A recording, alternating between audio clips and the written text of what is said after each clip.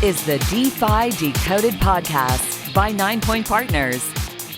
The ideas and opinions expressed in this podcast should not be taken as investment advice. Always consult with your financial advisor before investing. Hello and welcome back to another episode of DeFi Decoded. My name is Alex Tapscott, here with co-host Andrew Young. Andrew, we've talked a lot about what distinguishes Web3 from previous eras of the web, and a lot of things come to the fore, whether it's the idea of ownership or governance, or the fact that a lot of Web3 applications are inherently commercial in nature because blockchains are a medium for value rather than a medium for information. But another topic that does come up as well is this question of privacy. And it's a really fascinating topic as it relates to this industry, because on the one hand, there are all sorts of really creative ways to enable privacy. But on the other hand, blockchains are these sort of transparent, immutable, trusted ledgers that do actually reveal quite a lot of information about like what's happening in a network or in an economic system. And so there's a duality to the privacy question, which I've always found really, really fascinating. The idea that we kind of have radical transparency for networks, but maybe for individuals, a focus on privacy. But at the same time, there's lots, I think, more that can be done. And I think that that's a good sort of jumping off point for the discussion today. We've got a great guest, Elena Nadolinski. Elena, among many other things, is a nationally recognized computer scientist who's received awards from the White House and the CIA, who worked at Airbnb, Tilt, and Microsoft prior to founding her latest venture, which is called Ironfish. In 2022, she was named to Forbes 30 Under 30, and her view is that she is passionate about enabling privacy for good and keen on the intersection between privacy, human rights, and regulatory compliance. Ironfish, we should add, is got a pretty good pedigree as an organization. It's been backed by 16Z, Electric Capital, and Sequoia, so some big names in the space, and counts a couple of very well-known builders and thought leaders in the space as advisors. So we're really interested in her perspective on this question of privacy, how that relates to Web3, and how Ironfish plays a role in that. So Elena, thanks so much for joining us. Thank you so much. Wow, what an introduction. Really appreciate that. Yeah, well, it's our pleasure. So before we get into Ironfish, how do you win an award from the CIA, and what was the award for? So that was in high school. So okay. And it was for a science fair. So it was I did basically image compression, which is kind of a form of encryption. And that was what the award was about. So okay, great. In high school, I was trying to sneak into bars and drink beer. Well, I wasn't trying to, I was doing so successfully. I don't think the CIA had caught my attention yet at that point in time. So you've done a lot of work in the past prior to starting this new venture, working for, I wouldn't say traditional technology companies, but non-Web3 businesses. So tell us a little bit about the journey from Airbnb, Tilt, and Microsoft all the way up to kind of founding Ironfish. Yeah, so I graduated college and I went straight to Microsoft. I did that because I joined this incubator team within Microsoft, which attracted really, really great minds from Microsoft. And it was an amazing team, extremely fun. And I kind of learned the hard way that incubators within large companies don't necessarily work. In fact, they very rarely do. And at the time, Tilt was trying to get me to come to San Francisco. And eventually I said yes. I knew a lot of the people that were working at Tilt from my previous internships at a company called Rackspace. Really had a great time at Rackspace. And so I was just really excited to work with the same people at Tilt. And I also really wanted to experience the true startup world. So I left Microsoft, moved to San Francisco, joined Tilt, and in 7 months, the company actually was acqui-hired by Airbnb. So I really wanted the startup experience, and kind of in 7 months, I got the full, the full experience of the startup, or at least towards the end of it, as it was getting acquired. And Airbnb was a great experience as well. Have really high admirations for the company. I think Brian Chesky is actually very inspirational. I still think a lot about some of his quotes that he's shared during All Hands or some of his other talks. And so that experience has really, really left a huge impact on me. And in 2017 era in particular, the way I got into crypto is I went to a dinner in Palo Alto, and it was at the Protocol Labs house. So Protocol Labs is a company behind a project called IPFest, and now another project called Filecoin as well. And so it was a dinner at at their house. It was like 30, 40 person dinner. And everyone there was talking about, Ethereum. And this was like 2017, like the price of Ethereum just went to like $30, $40. People were very excited. And on the car ride back, I'm Googling like, what is Ethereum? And so I read up on some tutorials trying to understand what is this? How does this work? And so on. And a few months later, the very first ETH Global Hackathon was announced at University of Waterloo called ETH Waterloo. And I decided to go. And that was basically my introduction to crypto. And roughly, I don't know, like 9-ish months later, I decided to leave Airbnb and join the crypto world full time. So that was the journey. So what was the first thing then after Ethereum? Like, you didn't start Ironfish in 2017. What happened in the meantime? So I was still at Airbnb as a software engineer, and I just started to go to more hackathons, more workshops, more conferences. What I realized in this space is that it was so brand new that you could do so much impact by either teaching people how to write smart contracts, teaching people the concepts behind Solidity and Ethereum, and whatever like you decide to work on, because there was just so few tools out there that whatever you build is going to be impactful, because there's like nothing else, which I thought was really exciting as well. So yeah, during that time, the very first hackathon project that I actually made at ETH Waterloo was decentralized video streaming hackathon. And I realized that, Ethereum claims to be like this world computer, but it's very limited in scope. So for instance, for my project, I needed to do what's called video transcoding, which is the ability to kind of, get a video from one format to a different one. And I did that on an AWS server, not on Ethereum. And so then the question was like, well, how would you do like a true compute network? And I was pretty obsessed with this question, which actually led me to discover what zero knowledge proofs are. So zero knowledge proofs are like, when we started in 2017, 2018, or 2019 era, just even discovering what they were, most people thought that zero knowledge proofs were like analogous with privacy. And now if you talk about zero knowledge proofs, most people associate them with scalability. Yeah. In fact, it's like neither. Zero knowledge proofs are a tool that helps with proving honest computation. So if I were to have a program, for instance, and an output from that program, I can say that the output is correct given the proof without the validator needing to rerun the program themselves. So that's actually what zero knowledge proofs are at its core. And so before I started Ironfish, it was again mostly going to giving talks, to doing workshops, trying to understand zero knowledge proofs a lot more, because in 2018, 2019 era, zero knowledge proofs were all about tribal knowledge. It was just so hard to understand how they work.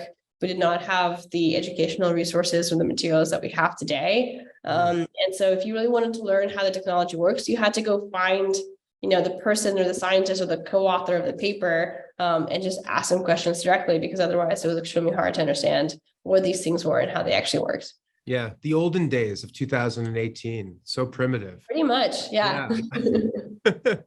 Okay, do you want to hop in? I've got a couple more on this thread. But yeah, go ahead if you have a question. Oh yeah, for me, yeah. I know you want to ask about sort of the POW design and stuff on Ironfish more specifically. But I think one of the things that sort of caught my eye actually is just on the Ironfish sort of white paper. You guys talk about how one of the biggest issues with privacy layer ones and privacy coins is the fact that they're sort of non-compliant by design. And so I just wanted to, and one of the big sort of challenges you're trying to solve with Ironfish is enabling privacy with the ability to also have sort of compliance built in at the base layer, which I thought was really, really interesting. And so, yeah, I just wanted to sort of understand the ethos behind this type of design, and I guess more specifically how, without getting overly technical, but how it sort of works. Yeah. So answering that question, just sort of explain what you mean by compliance in this context, the idea of having compliance built at the base layer. I'd like to just understand that. Yeah. So before I get into that, I don't want to throw any other project under the bus. I'm not going to talk about how other privacy projects deal with this question of compliance plus privacy. I think it's actually still a fairly unanswered question of what are the specific rules that privacy protocols should follow in order to allow regulated entities to be compliant. So again, I'm not going to talk about the other projects, but I can certainly talk about Ironfish. So the first question, which I think is kind of what you alluded to, is like, well, what is compliance and who needs to be compliant? Which I think is the very first question that we need to really answer. And it's also a Pandora's box of how complicated that question actually is, of who needs to be compliant, right? Does the protocol need to be compliant? And what does that mean? So in terms of compliance, we have the US Treasury Department, and underneath it has other sub departments. So for instance, OFAC is one of them, FinCEN is another one, the OCC and so on. And so those different bodies have different regulations that regulate entities need to comply with. That's where the word comes from, right? So, so one of them is, for instance, is BSA, Bank Secrecy Act, which says that if you're a regulated entity in the United States, you need to do proper bookkeeping to make sure there's no money laundering and so on. So when you kind of talk about protocols, it's like, well, a protocol is not a company within the United States. It's not a regulated entity, and so it's kind of silly to say that a protocol should be compliant. It's kind of like saying the internet should be compliant. Like, what does that mean?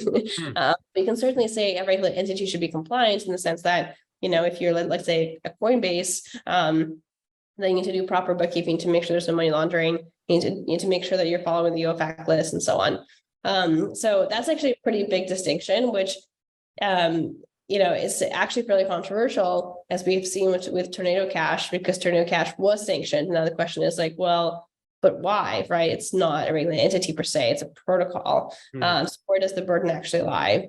So what we see is the burden does not lie in the protocol layer, because again, it's kind of like saying the internet should be compliant, or, the ability to write code or whatever should be compliant. That doesn't quite make sense. But if you're a regulated entity, then you need to be compliant. So our jobs is to make sure that Ironfish has the tooling so that regulated entities can still stay compliant while supporting a privacy coin like Ironfish. So then it's like, okay, well, if you're a regulated entity and you have to follow the OFAC list, you need to make sure that if there's a transaction coming into an account that is managed by you, then you are able to discern whether or not the original sender of that transaction is someone on the OFAC list. And conversely, if you're trying to send a transaction to someone, you need to make sure that you're not breaking sanctions by sending the transaction to someone who may not be, or who may be on the sanction list. So for Ironfish, we basically said, look, we don't need to reinvent the wheel. In the non-crypto financial world, we have actually pretty much solved this, right? Which is, if you are a suspicious individual, then law enforcement gets a subpoena or warrant, goes to your bank, and with that is able to, ask for an audit or disclosure from the bank of all of your transactions. So Ironfish has what's called a view key. And there's different protocols that actually have this concept of a view key, and they all actually differ slightly. And so for Ironfish in particular, we made sure that the view key is what we call a complete full view key, meaning that it shows all the information for that account. It shows all the transactions associated with the account, including who the sender of each transaction was, what amount, what asset, what time, and so on. And then the same for outgoing transactions. So it basically shows you everything. So kind of like if you were to have a bank account and law enforcement were to subpoena that bank account, they could see all the transactions going in, from whom, how much, and so on, and all transactions going out. But for instance, if they wanted to see your friend's transactions, then they would have to get a separate subpoena for your banks, for your friend's bank, for instance, to see that. So I'll pause. Did that make sense? Yes. I mean, it made sense to me. And it makes me think that for a lot of regulated entities that want to engage with DeFi and Web3, but who were reluctant because they were worried about not so much their compliance, but that of their counterparties, or, those who they were interacting with, I imagine that this is appealing in that respect, right? Which is the idea that like you can build, I guess, regulatory compliance, is that's what we're referring to here. Into the technology. I just want to interject a little bit, but most DeFi projects are transparent, like 100% transparent. Yeah.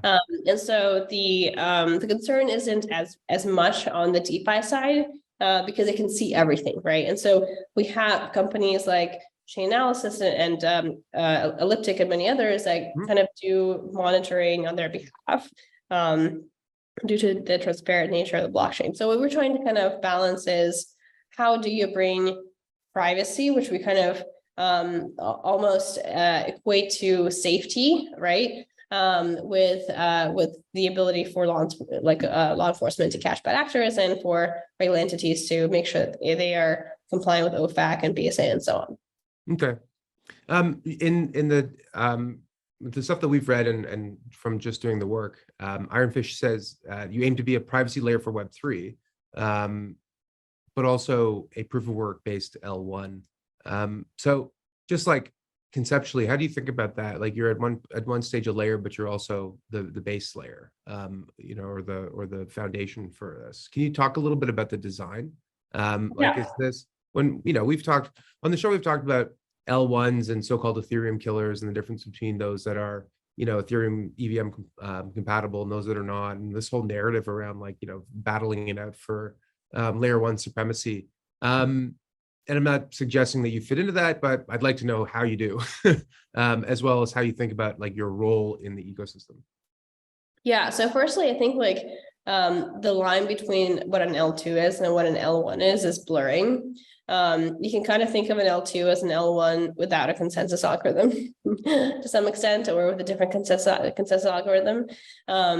So there is that. So the fact that we're a layer one doesn't mean that we can't be a layer. So for the way Ironfish works is we decided to build a whole brand new layer one for privacy for two reasons. One is we wanted to be fully decentralized.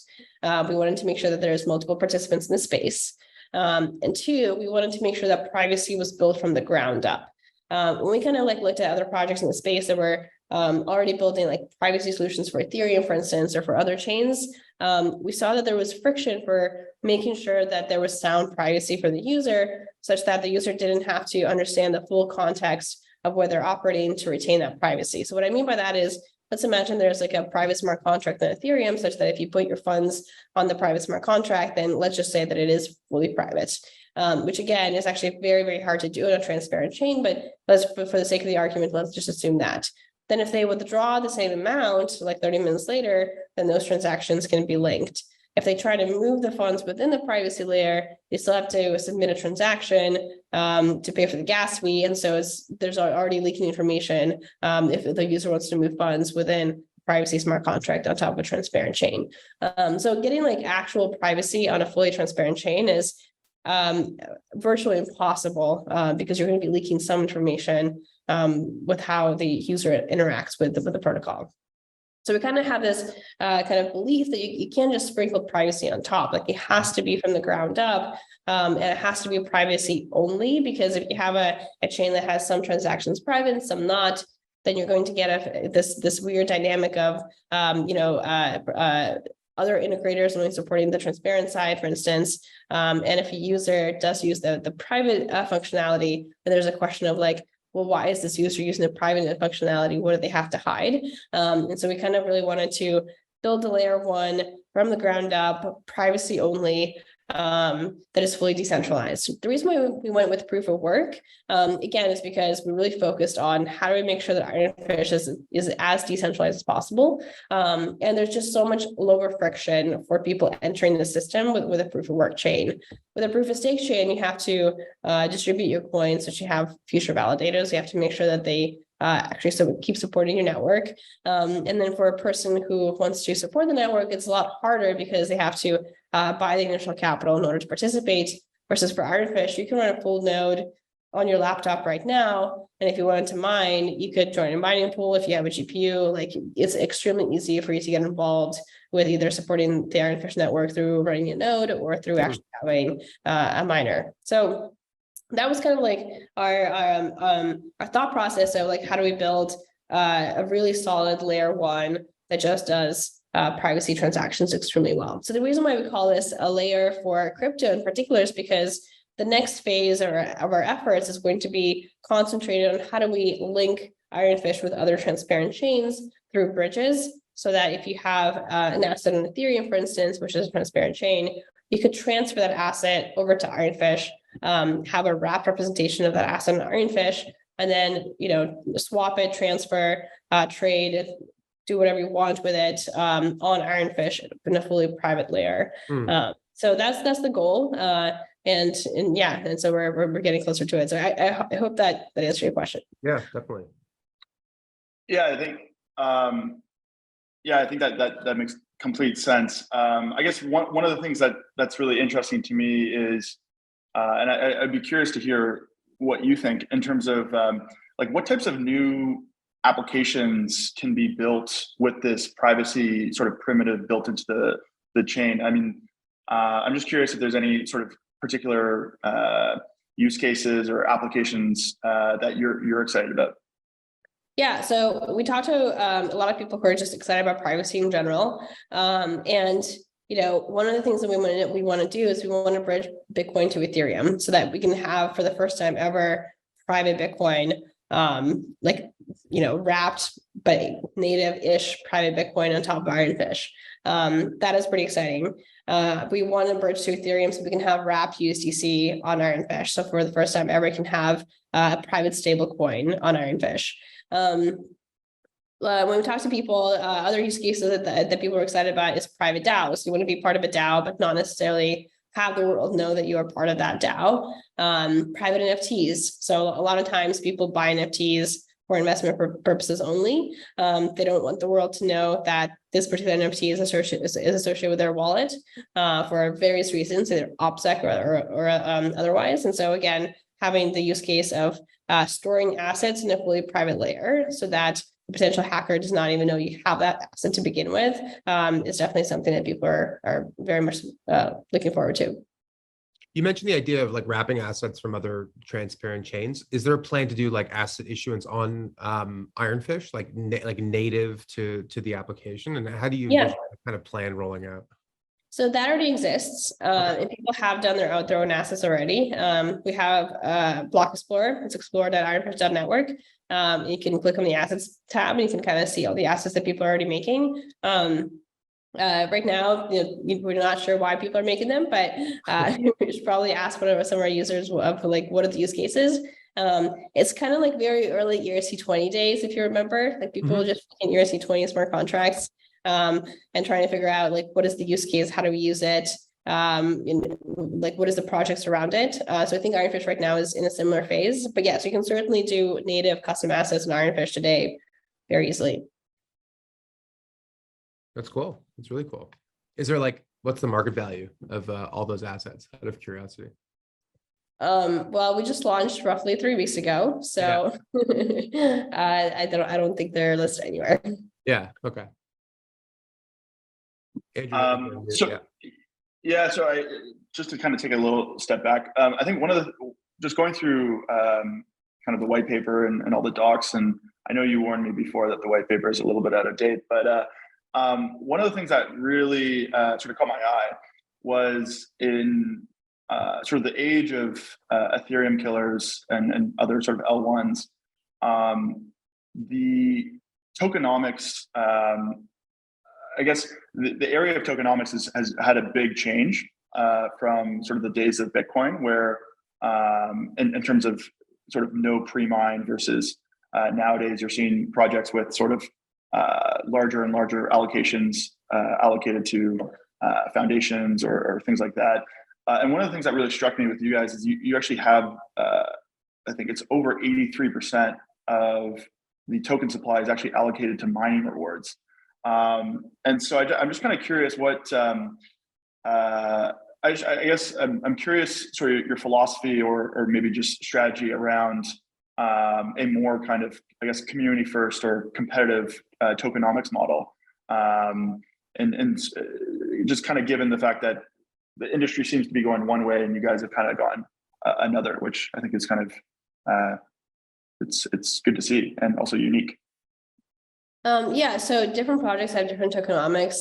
depending on what they want to achieve. So you have to use your tokenomics as a tool to figure out incentives for people to do. So yes, Ironfish in its finite supply and its total supply, which is going to be around 100 years, is going to have the majority, like 83%, like you said, of the total supply be from mining rewards. So that is true. The Genesis block initially doesn't start out that way, and it over time gradually reaches that terminal point. To your point, like if you compare Ironfish to other chains of similar tokenomics, Ethereum, for instance, had its Genesis block, I believe, of 72 million Ether. And so the Genesis block allocation to this day is like roughly 60% of the circulating supply. So for Ironfish, the way we thought about it is, over time, on the 12-month mark, the 24-month mark, 36 and 48-month mark, what are the tokenomics and how do we make sure that the majority of the circulating supply is in the hands of the community, which we define as mining rewards, the foundation, airdrop, and so on. And so we really concentrate on making sure that the majority of the protocol, the majority of the coins were going for supporting the protocol and not for insiders. And so that's where the tokenomics come from.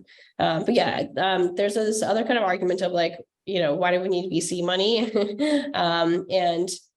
You'll be really hard pressed to find a crypto project right now that does not have VC money. And so that's why projects have a Genesis block that has certain allocation going to VCs to kind of support that. So I'm not sure if that was exactly what you were asking, but hopefully that helped.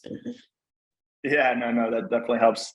I guess sort of longer term, how does how does it work with owning the token in the sense that I guess a lot of the sustainability questions around POS networks is a lot simpler, just because projects can stake the token and then they receive the fees, and so it's sort of like a relatively easy model to understand as maybe as a token holder or someone like that. And so I'm just kind of curious how with the Ironfish token, not to obviously get too much into the token itself, but is it purely a payment token in the sense that it allows you to access block space on the chain, or is there sort of other utility built into it? Just kind of curious about, I guess, the utility of the token itself. Yeah, so Ironfish or Iron is used for transaction fees, like you said. You can obviously transfer, swap, transact with it also. It is like a native token, kind of like Ether before the merge. We are a proof of work chain, and so therefore you don't have staking rewards because we're proof of work. If you wanted to get more iron, you would do that through mining. So again, proof of stake replaced the mining component. Before we had miners, now we have stakers. Hence why the actions of your users are different. So if you wanted to get more iron, instead of staking it, you have to actually mine it. Interesting. I'm wondering, you mentioned that you can mine this from your desktop with the GPU, or you can run a full node from your laptop, super easily. But is that just a function of how early you are? As the network becomes larger and scales and the blockchain becomes larger, and does it strain those kinds of resources? Is the path forward look a lot like it does for other proof of work chains where energy and electricity usage kind of scales linearly to hashing rate? How do you think about that? Yeah, so we certainly made the implementation of Ironfish so that you can still run it in your laptop for a very, very long time.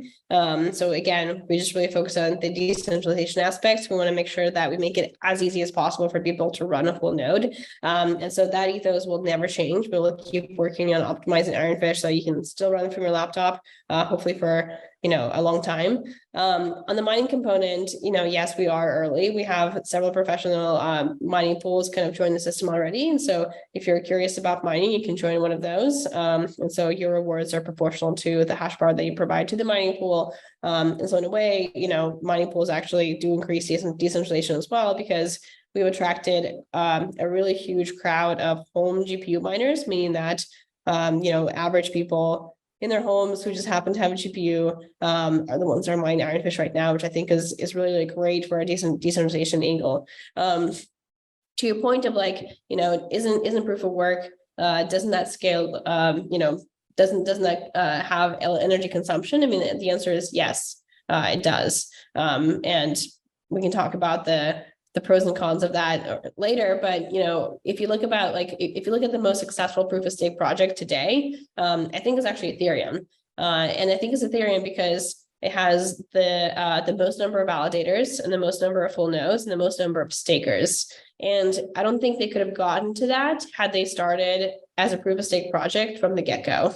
They are the most successful, in my opinion, because they had years of distribution as a proof of work chain, which again really expanded their reach in terms of decentralization, how many people are participating in the network, and then they switched over to proof of stake. So I think the most successful proof of stake project started off as a proof of work project, and I think there's something there about allowing the project to kind of organically grow without the restrictions that people need in order to get into the system right now.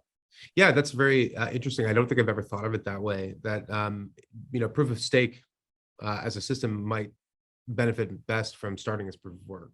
But that's not to say that Ironfish is going to move to proof of stake, only that, proof of work kind of helps with that more equitable distribution. Is that basically the point you're making?